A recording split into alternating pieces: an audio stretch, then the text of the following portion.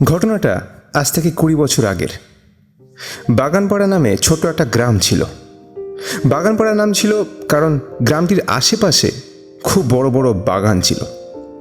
বাগানগুলির বিশেষত্ব এই যে বেশিরভাগ গাছই ছিল ফলের গাছ। আম, জাম, কাঁঠাল, লিচু, জামরুল ইত্যাদি বিভিন্ন ফল গাছে ভরা বড় বড় বাগান ঘিরে ছিল এই ছোট্ট গ্রামটিকে। গ্রামটিতে সর্বসাকুল্যে মোটামুটি 30টি পরিবার ছিল। বাগানগুলির মালিকানা সত্ত্বেও কোনো বিশেষ লোকের হাতে না থাকায় গ্রামের 30টি পরিবার নিজেদের মধ্যে আলোচনা করে বাগানগুলির রক্ষণাবেক্ষণের পাশাপাশি সেখান থেকে ফল, মধু, কাঠ, পাতা ইত্যাদি সংগ্রহ ও বিক্রি করে সেটাকেই জীবন ধারণের মাধ্যম হিসেবে বেছে নেয়। গ্রামটি যেহেতু শহরাঞ্চল থেকে অনেকটাই দূরে ছিল, তাই যানবাহন, বিদ্যুতের বহুল ব্যবহার থেকে গ্রামটি তখনও অনেকটা বঞ্চিত ছিল। যানবাহন বলতে ঠেলা গাড়ি ও কয়েকটা পুরনো রিক্সা ভ্যানই ভরসা ছিল। আর বিদ্যুতের আলো পৌঁছেছিল গ্রামটির গুটি কত কয়েকটা তুলনামূলক সচ্ছল পরিবারে। গ্রামের বেশিরভাগ ঘরে তখন অন্ধকারের বিরুদ্ধে প্রদীপ ও লণ্ঠন হ্যাচাকের মৃদু আলোই ছিল একমাত্র হাতিয়ার। বিদ্যুতের অপ্রতুলতার জন্য গ্রামের মেঠো পথগুলির ধারে কোনো বিদ্যুতের ল্যাম্প ছিল না। ফলত দিনের আলো ফুরলেই গ্রাম ও রাস্তাগুলি ডুবে থাকত গাঢ় কালো অন্ধকারে। আর যেখানে দীর্ঘক্ষণ অন্ধকার থাকে সেখানে বাস করে অন্ধকারের অনুচর, অর্থাৎ গ্রামটিতে ভূত প্রেতের উপদ্রব ছিল বেশ। সন্ধ্যার পর তাই সবাই যে যার বাড়ি চলে যেত। গ্রামে আড্ডার জায়গা বলতে গ্রামের একমাত্র চায়ের দোকান বিশুদার চায়ের দোকান। সারা দিন কাজের পর গ্রামের পুরুষরা এখানে আসতো আড্ডা মারতে। কিন্তু সন্ধ্যা নামলেই আলোর অভাবে চায়ের দোকানটিও বন্ধ হয়ে যেত। সোমনাথ, অনিকেত ও রজত ওই গ্রামে থাকতো। ওরা ছিল একে অন্যের ছেলেবেলার বন্ধু। ওদের বন্ধুত্বের বেশ নাম ডাক ছিল গ্রামে। বছর 30-এর 3 বন্ধু সারা গ্রাম দাপিয়ে বেড়াতো। সারা দিন পরিশ্রমের পর বিশুদার চায়ের দোকানে ছিল ওদের আড্ডার ঠেক। বলতে গেলে ওরাই চায়ের দোকানের আড্ডাকে মাতিয়ে রাখত। বর্ষার এক সন্ধ্যায় চায়ের দোকানে মাছ ধরা ও মাছ খাওয়া আড্ডার মূল বিষয়বস্তু হয়ে ওঠে। কে কোন মাছ পছন্দ করে, কোন মাছের স্বাদ বেশি, সে নিয়ে তুঙ্গে আড্ডা চলছিল। সেখানেই অনিকেতের মাথায় রুই মাছের ঝাল খাওয়ার ভূত চাপে। ঠিক করে পরের দিনই রুইয়ের ঝাল খাবে। পরের দিন ফল মূল বাজারে বিক্রির পর সেখান থেকে একটা পেল্লাই মাপের রুই মাছ কিনে আনবে। কিন্তু পরের দিন সকাল থেকেই তুমুল বৃষ্টি শুরু হয়। রজত ও সোমনাথ বারণ করলো যে সেদিন বাগানে যেতে হবে না, বৃষ্টির মধ্যে গাছে ওঠাও সম্ভব না। কিন্তু অনিকেত জেদ করে যে সে আজই মাছের ঝোল খাবে। তাই অনিচ্ছা সত্ত্বেও 2 বন্ধুকে বাগানে যেতেই হলো অনিকেতের সাথে। সারাদিন বৃষ্টির মধ্যে ভিজে বৃষ্টির জলে পিছল হয়ে ওঠা ফল গাছে বহু কষ্টে উঠে তারা কিছু ফল সংগ্রহ করলো। সেগুলো বিক্রি করলে অন্তত একটা রুই কেনা যাবে।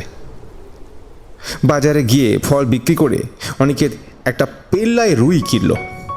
মনটা খুশি হয়ে গেল তার। কিন্তু তখনই এলো বিপত্তি। প্রবল ঝড় বৃষ্টি শুরু হলো। সে অবস্থায় বাইরে বেরোনো যায় না। বৃষ্টি যখন থামলো তখন প্রায় রাত 10টা হয়ে গেছে। বিধি বাম। এ রাতে হাতে একটা কাঁচা মাছ নিয়ে অন্ধকারে ডুবে থাকা গ্রাম্য রাস্তা দিয়ে হেঁটে বাড়ি ফেরাটা বড় ঝুঁকির কাজ হয়ে যাবে। রজত বলে উঠল, ভাই তুই মাছের ঝাল কাল খাস, আজ বাড়ি যাস না, রাস্তাতে ভূতের ভয় রয়েছে। কিন্তু অনিকেত গর্জে ওঠে, থাম তো, ভূতের ভয়? এই তোরা জোয়ার মানুষ, তোরা এখানে থাক, আমি একাই যাব, আমার কাউকে লাগবে না। এই বলে দোকান থেকে একটা ছোট লণ্ঠন কিনে অনিকেত বেরিয়ে পড়লো একাই। বাজার থেকে গ্রাম বেশ দূর। বাজার থেকে রাস্তা বরাবর কয়েকটা স্ট্রিট ল্যাম্প থাকায় পথ চলতে বিশেষ অসুবিধা হলো না অনিকেতের। কিন্তু এর পরেই গ্রামে যাওয়ার রাস্তা বিস্তৃত ঘন বাগানের মধ্যে দিয়ে, আর সেখানে কোনো স্ট্রিট ল্যাম্প নেই। প্রবেশের মুখে দাঁড়িয়ে অনিকেত দেখল রাস্তার সামনেটা গাঢ় আলকাতরার মতোই কালো। মাছের ঝালের কথা মনে করতেই অনিকেত চলতে শুরু করলো আবার। বাগানের মধ্যেকার মেঠো পথ বৃষ্টির পর কাদা চকচকে হয়ে গেছে। লণ্ঠনটার সামনে ধরে তার মধ্যে দিয়েই অনিকেত ধীরে ধীরে চলতে লাগলো। এভাবে কিছু দূর গিয়ে অনিকেত থমকে দাঁড়ালো। সামনে ভালো দেখা না গেলেও সে বেশ বুঝতে পারল আম জাম পার হয়ে সামনে চলে এসেছে তেঁতুল তলার পথ। দুধারে সারি সারি বড় বড় তেঁতুল গাছ দাঁড়িয়ে। তেঁতুল গাছগুলির ডালপালা খুব ঝাঁকড়ালো ও ঘন হওয়ায় নিচের অন্ধকারটা একটু বেশিই গাঢ়। হঠাৎই কেমন একটা অস্বস্তি হতে লাগলো অনিকেতের। অস্বস্তিটা কিসের? কিছুক্ষণ দাঁড়িয়ে অনিকেত বুঝল সামনের গাঢ় অন্ধকারটাই অস্বস্তির কারণ। তার শরীর ও মন যেন সেখানে যেতেই চায় না, কিন্তু ফিরে যাওয়ার কোনো মানেই হয় না। ফিরে গেলে ওরা কি ভাববে? এসব চিন্তা করে অনিকেত আবারও হাঁটতে শুরু করলো। এতক্ষণে লণ্ঠনের আলোটাও অনেকটা ঝিমিয়ে এসেছে। কয়েক পা হাঁটতেই অনিকেত থমকে দাঁড়ালো। কেমন একটা বিশ্রী গন্ধ চারিদিকে। তখন অনিকেত সামনে তাকালো। প্রায় 10 হাত দূরে বাঁদিকে বড় তেঁতুল গাছটার ঠিক পাশে একটা ছোট সাদাটে অবয়ব দেখা যাচ্ছে না? কি ওটা? শেয়াল?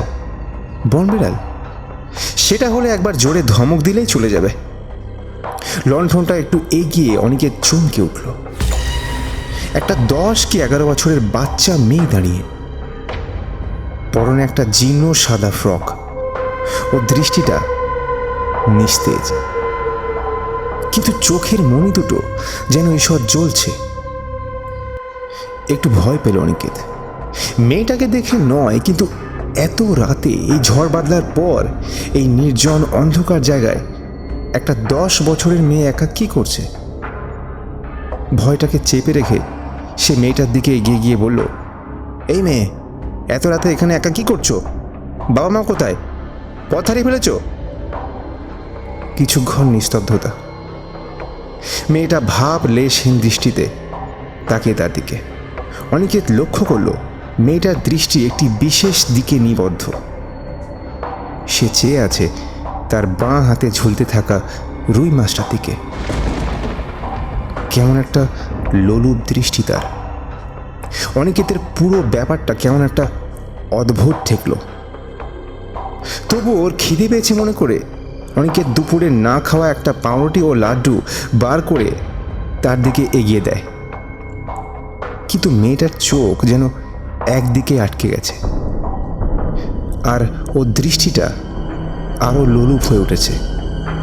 আর সেটা বলছে যে সে মাছটাকেই চায়। এবার অনিকেত জোর করে মেয়েটার দিকে লাড্ডু ও পাউরুটি এগিয়ে দিতে গেলে তার হাতে অনিকেতের হাত স্পর্শ করে, আর তাতে অনিকেত শিউরে ওঠে। মেয়েটার হাত এত ঠান্ডা কেন? কোনো মানুষের হাত কি এত ঠান্ডা হতে পারে? কেউ? সঙ্গে সঙ্গে অনিকেতের ঘাড়ের সমস্ত রোম দাঁড়িয়ে গেল। ও শিরদাঁড়া বেয়ে একটা ঠান্ডা তড়িৎ বেয়ে গেল। অনিকেত কিছু একটা বুঝতে পারে। ও সাথে সাথে দাঁড়িয়ে সামনের দিকে হাঁটতে শুরু করে। খুব ভয় পেয়েছে অনিকেত। ও যে বাচ্চা মেয়ে নয় সেটা সে বুঝতে পেরেছে, কিন্তু অনিকেতের পা যেন কাদার সঙ্গে জড়িয়ে যাচ্ছে। ও বুঝতে পারছে যে তার শরীরটা ক্রমে ভারী হয়ে আসছে।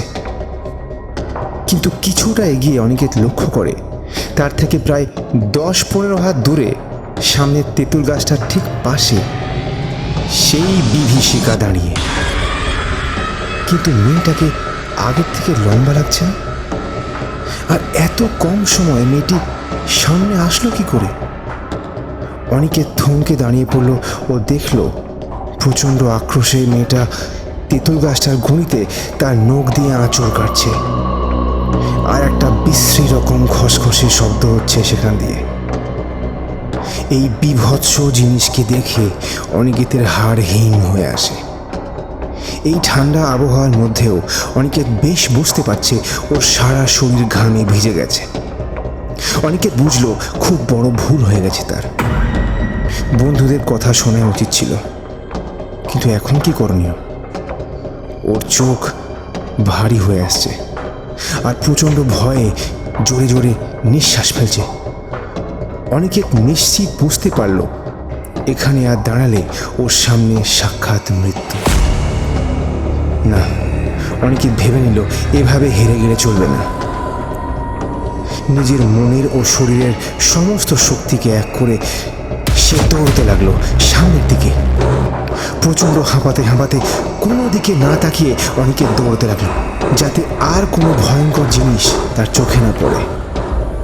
হঠাৎই অনেকের পেছন থেকে একটা টান অনুভব করলো।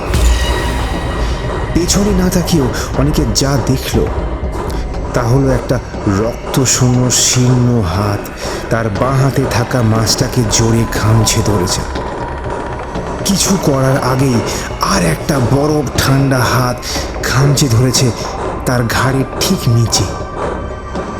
অনিকেত অনুভব করলো সেই অমানসিক হাতের মুখ তার ফতুয়া ছিঁড়ে বসে যাচ্ছে তার চামড়ার মধ্যে। প্রচণ্ড ভয়ে ও যন্ত্রণায় হাঁচড় কামড় করে অনিকেত শেষ চেষ্টা করলো সেই বিভীষিকার হাত থেকে বেরিয়ে আসার। কিন্তু হঠাৎই তার চোখের সামনেটা অন্ধকার হয়ে এলো। ও শরীর ও মন এই চাপ আর নিতে পারল না। অনিকেত জ্ঞান হারালো। পরদিন সকালে ওর দুই বন্ধু বাজার থেকে বাড়ি ফেরার পথে অনিকেতকে পড়ে থাকতে দেখলো সেই তেঁতুল তলার পথে। ওর চোখ মুখ দেখে মনে হলো প্রচণ্ড ভয় পেয়েছে কোনো কিছুতে। অচেতন অবস্থায় পড়ে থাকা অনিকেতের পিঠে গভীর আঁচড়ের দাগ, আর তার পাশে পড়েছিল একটা আধ খাওয়া মাছের মাথা। অনিকেতকে তার বন্ধুরাই উদ্ধার করে বাড়ি নিয়ে আসে। তবে এর পরে গ্রামে একটা কথা ছড়িয়ে পড়ে। বহু বছর আগে নাকি এই এলাকায় একটা সম্ভ্রান্ত পরিবার ছিল। সে বাড়ির ছোট মেয়ে মাছ খেতে খুব ভালোবাসত। একদিন বাবার সাথে নদীতে মাছ ধরতে গিয়ে পক্ষাঘাতে পড়ে সে নদীর জলে ডুবে অকালে প্রাণ হারায়। মনে করা হয় যে সেই মেয়েটির বিদেহী আত্মাই এখনও এখানে ঘুরে বেড়ায়। আর কোনো একা মানুষ রাতে মাছ নিয়ে সেখান দিয়ে গেলে সেই মেয়েটির বিদেহী আত্মা তার কাছে মাছ চায়। তবে শোনা যায় যে মেয়েটির আত্মা কখনো কারোর চরম ক্ষতি করেনি।